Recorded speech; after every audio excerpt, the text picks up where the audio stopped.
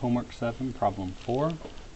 If a cylinder carries a uniform magnetization M along the axis of the cylinder as shown in the figure, find the bound volume and surface current densities, and then sketch the magnetic field for the three situations that the total length of the cylinder, so let's call this the total length L, is much, much greater than the size of the radius of the cylinder A, is much, much less than the radius of the cylinder A, and is around the same size as the radius of the cylinder A.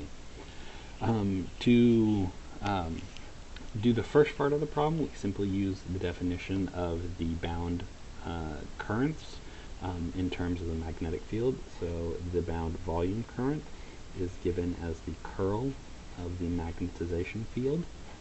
This is a uniform magnetization field, so curl, which is a derivative, is going to be 0 since it's uniform. The bound surface currents is equal to M cross N hat. So N hat for us, we're going to have three different N hats, right? We have one on the top, one on the bottom, so we're going to have an N hat is equal to Z hat, and N hat is equal to minus Z hat, and we're going to have one on the side where the N hat is equal to the S hat. Since our magnetization field is in the Z direction, the M hat cross Z's for the plus or minus are of course going to give 0, so we're going to have 0 surface current on the top and bottom. However, on the sides, this is going to give us some M naught, and then we're going to get a Z hat cross S hat. Now, if we try and use a right-hand rule, and we do Z hat cross S hat, we're going to have a vector that points along the surface that is the positive phi hat direction. So this is going to be M naught in the phi hat direction. And so this is the solution to the first part. The volume current is 0, and the surface current is M naught in the phi hat direction. Now for part 2, we want to know what the magnetic field is going to look like for different situations. So for the first situation, we have a situation where the cylinder is much, much longer than it is wide. And so we're going to have a situation like this. Okay? So this describes your typical bar magnet, and we want to know what the magnetic field looks like inside of this.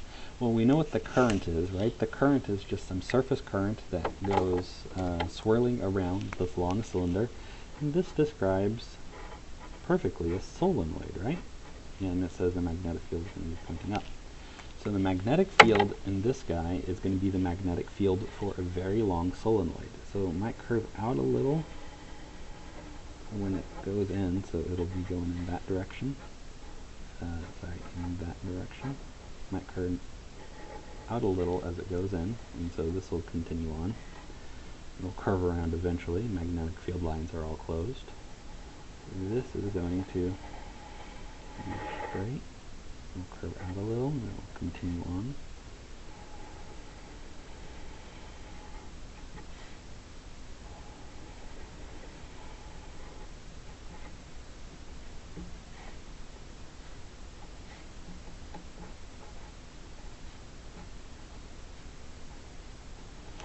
And that's what the magnetic field lines. So this is just the same magnetic field lines that you see for any long cylinder. We have a constant field inside, virtually 0 field outside, and we have diverging fields here at the tips, which is exactly what we'd expect. For the second case, we say that the cylinder is much, much shorter than the radius, and so in this case, we have something like this, and here we have basically just a loop of current going around in that direction, right? That's what this thing says. I'm just going to have a loop of current. If I were to draw the magnetic field lines for this thing, it would look like what you would get for a loop of current. So I'm going to have a little circle here that are fairly circular, seem to be centered on the edges of the current at that point. And it's going to get a little more big. I go around.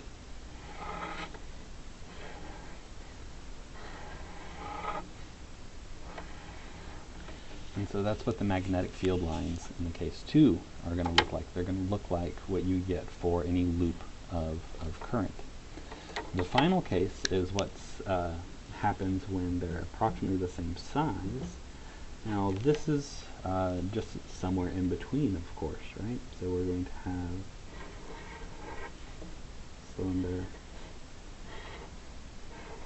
approximately as tall as it is wide. We have a fairly uniform current density that goes around the outside, right?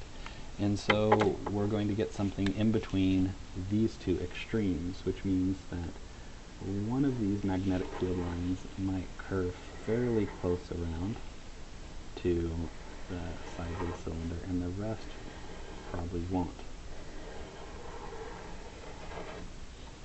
Like that. And so these are the three cases that you are going to see in this problem.